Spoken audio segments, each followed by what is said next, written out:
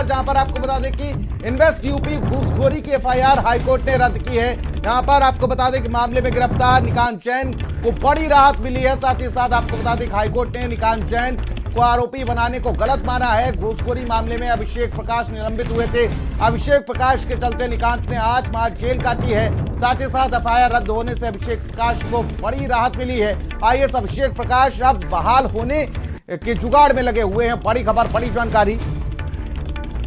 और वीरेंद्र जी हमारे state head हमारे साथ जुड़ चुके हैं। वीरेंद्र जी, ये बहुत बड़ी खबर है। बिल्कुल, देखिए उत्तर प्रदेश में ब्यूरोक्रेसी में भ्रष्टाचार पर ये बहुत बड़ी कार्रवाई हुई थी। घूसखोरी को लेकर इन्वेस्ट यूपी के सीईओ अभिषेक प्रकाश पर उनका निलंबन हो गया था।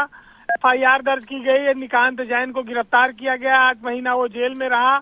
आज हाई कोर्ट ने उस एफआईआर को ही रद्द कर दिया है। तो इसका मतलब निकांत जैन अब पूरी तरह से बरी हो गए हैं। और जो एसआईटी बनी हुई थी जिसने 1 साल भी किया, तो अब काम करने से फुर्सत मिल गई है। आप एक अनोखा मामला देखेंगे कि जिसमें एक अधिकारी के कहने पर एक तीसरे आदमी को घूस दी गई, लेकिन उस अधिकारी का नाम आज तक एफआईआर में नहीं आया। उससे न कोई पूछताछ हुई, न उसकी गिरफ्तारी हुई।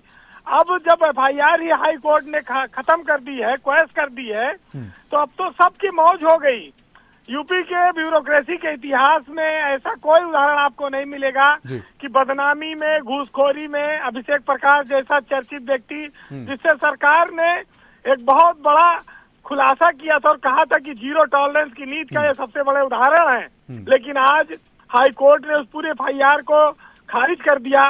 सिर्फ पुलिस की ढुलमुल नीति की वजह से, इस पूरे मामले में गलत एफआईआर लिखने की वजह से, गलत धाराएं लगाने की वजह से।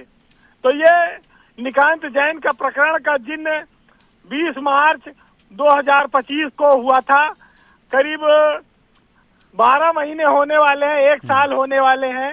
अभिषेक प्रकाश अभी निलंबित हैं, लेकिन आज के इस फैसले से वो उत्साहित होंगे और वो इस जुगाड़ में लगेंगे कि वो जल्दी बहाल हो जाएं।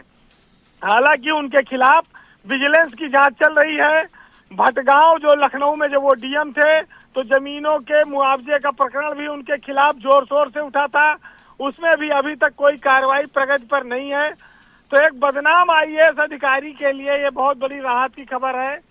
और इसके अलावा जो व्यक्ति अभिषेक के कहने पर इस मामले में था, तीसरा एक प्राइवेट आदमी निकांत जैन, उसके लिए भी बहुत बड़ी राहत है।